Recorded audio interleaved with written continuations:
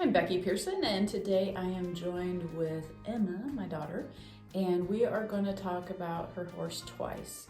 If you've watched previous episodes, you saw that Twice sustained a navicular fracture the last regular season rodeo for the high school this fall, and so that was the middle of September. And we have had her on various stall rest. We've done various treatments on her, and so we thought we would jump on here today and give you an update as to what is going on with her.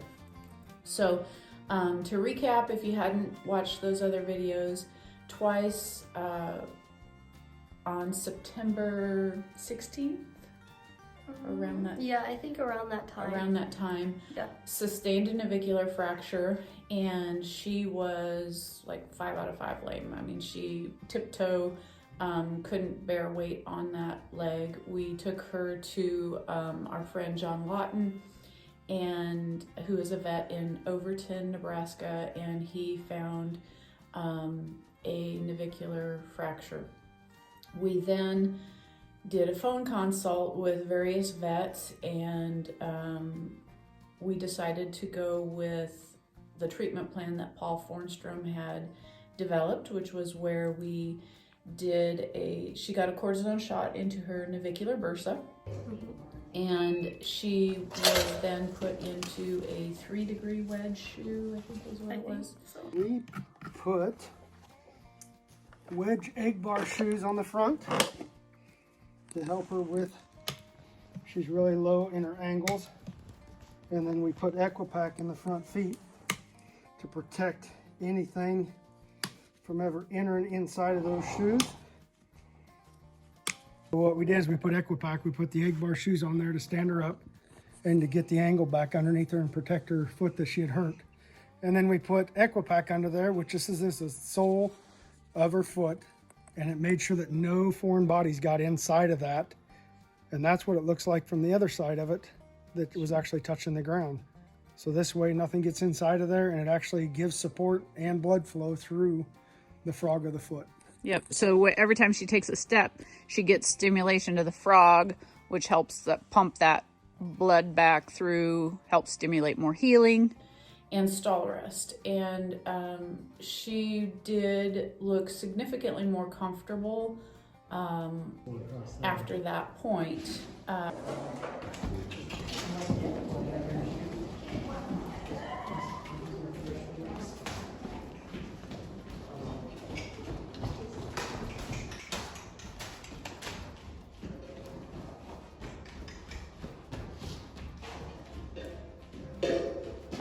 And then fast forward to the first part of November, which would have been about 6 weeks post-injury. Yeah. She got a Renovo injection into her navicular bursa. And we had also started Osphos on her in September as well. And that Osphos helps with the bone development in the navicular. It's been really a successful treatment for navicular horses. So then we did the Renovo injection into her navicular bursa, which from what the vets tell me, the navicular bursa kind of communicates with all of those structures in that area. If she had a collateral ligament issue, if she had navicular bone issues, it just helps to promote regeneration to all those structures in that area. And so we had another 30 days of stall rest, and then we were able to put her in a large pen. And during her stall rest, the things that we had done prior to her injury, we did a lot of PEMF treatment, which again has research that shows it helps with bone development or fracture healing. And we had done tail pulls, stretches, anything else you can think of that we did while she was on stall rest to help keep her happy? Lasered her. We did that. We hand grazed her. And she rolled a lot. And there's some interesting footage of that. Yeah. She is a very hot-blooded mare, so she's a handful. And we did not use any sedatives in the stall. You know, we could have used dermosudane or things like that from the vet to help keep her calm, but we really, for the most part, didn't need any of that. She's a hot mare, but she does keep her mind pretty well in check. We kept it, I mean, she had her little gate so she could see her friends, and that pretty well kept her happy. We let her hand walk, and I mean, sometimes she was a handful, sometimes she wasn't. Yeah. But it's just part of it, in my opinion. And so, if you have a hot horse, you need to be willing to handle their hotness. Yep. And so, yeah, some of the things we did, she could hang her head out and have other horses. We always had another horse like by her and a buddy horse, and so, you know, I really don't think we've fought with ulcer. You know, she really did not get upset, so that was. She got that. Yeah. Well, for her. She looks really good right now. And so after December 1st, we were able to put her in a little bit bigger pen. And she, I think, was jacking around in her pen, and she ended up getting a little swelling in that leg. And what we came to find out was that she tore or injured her check ligament, is what Paul had determined when we took her back in. I was able to manage the swelling with microcurrent, ultrasound. Back on tracks? Back on tracks. We got most of the swelling out of there, and then he gave me a cream when we went back to see him the first part of January that was a mix of Surpass and dexamethasone and DMSO, and that has gotten the rest of that swelling out of the area, because it just felt a little bit thicker, and so yeah, we had done. But she's never lame on it. Never. And she always acted fine. She wasn't sensitive or sore to the area, so. Yeah, and we got on the swelling right away. Like I said, we did therapeutic ultrasound to it, we did microcurrent to it, we did the back on tracks to it, and so we did back off of her hand walking for a while when that was going on, just to kind of make sure we weren't overdoing it. And then after we took her back in January, then we were given the okay to go ahead and start riding her. So yeah. Do you want to talk about how it's been so far? So far, well, first we started off with just walking like 20 minutes at a time, 15 minutes at a time, and we've slowly built that up. And then we're like, okay, we can start trotting her. Well, as we mentioned previously, she's a handful and she's a hot horse. So when she has not been rode for long periods of time, she gets extremely fresh and she gets super full of herself. She doesn't necessarily buck, but she jumps and lunges everywhere. And when I say jump, it's not just jump sideways, jump this way, jump that way. It is straight up in the air, jump, like, it's a bunny hop. Yeah. So she can be, she is so athletic. Yeah. And we really, we've been taking it kind of slow. I do have a rehab program that we put together, and it's on our Teachable site, and that's pivotpointequine.teachable.com, and for reconditioning and a return to work. And we've been trying to follow that, and it kind of had to get thrown out the window. It did. Just because she can't just long trot without being jumping, without straight jumping. up in here. And so I'm like, Mom, this is going to re-injure something. I feel that it's just more dangerous for her to be doing this rather than our regular like exercise routine that we've done. And Emma does a great job of, so this mare is really hot, and prior to her injury, you had been working a lot on one-ring stops, lateral flexions, yeah, keeping her very calm, and it calms her, like it helps engage the thinking side of her brain. If you guys don't listen to any of Phil Haugen's stuff, I strongly encourage you to. It is great for helping you understand the psychology of a horse and how to keep them thinking instead of reacting. And so the approach that Emma has used with her has been very calming to her in the past. So in my mind, we knew one rein stops were going to put more pressure on that left front, especially going to the left.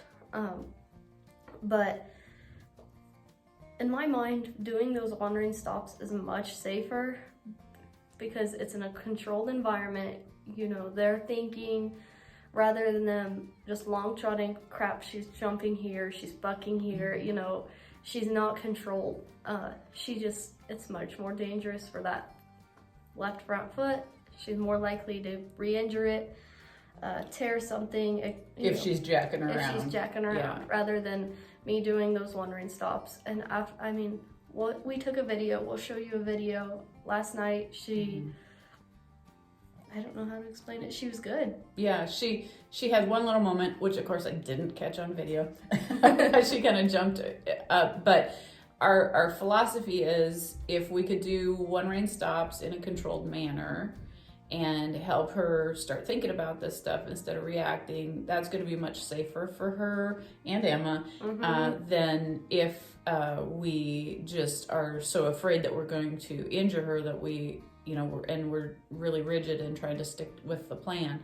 And so she did great last night with everything that you had done and really responded the way we wanted her to. Yeah, and you can see in the video, after every time I did a one rein stop, she drops her head and licks her lips, you know, and I told Mom last night, I was like, I'm moving at a snail pace, but this is how we need to come back because she is very fractious minded, and the most sound minded she'll be is after, you know, I rode her about, 5 days a week for 30 days and 30 to 60 days, and you will see a totally different horse. But because, at the end of the rodeo seasons, she's just calm as can be, you know, she's a very sensitive horse, and when I say that, cattle, ropes, all of it, whatever you can think of. They're triggers for her. They're triggers. Yeah. And in a bad way. In a bad way. But, we do those exercises, we're good. Now, right now, no, I just avoid those. When Dad's roping, I'm like, yeah, we're not riding right here right now because we haven't rode more than a week, so we need to. And the other day it was pretty nice here. This is January, what are we, like 23rd? 20 something when we're recording this. And we had a really nice day the other day, but the wind was kind of blowing, and I was up on walking her, riding her, and I thought, I'll just go outside, and we can do this in the outdoor arena. If I would have been there, I could have told you not to do that. I thought, we'll give it a try, and yeah, she was way too much. If I were to do that, I probably would have needed some pharmaceutical help from the vet to do that outside. So very thankful that we have our indoor arena because, again, we can control the environment a lot more by doing it that way. And so we are very hopeful that all of the rest of the rehab goes as planned and that she'll be ready to go. We're hoping she'll be ready to go by Fort Worth. We don't know if that will be, because that's like the 1st of March.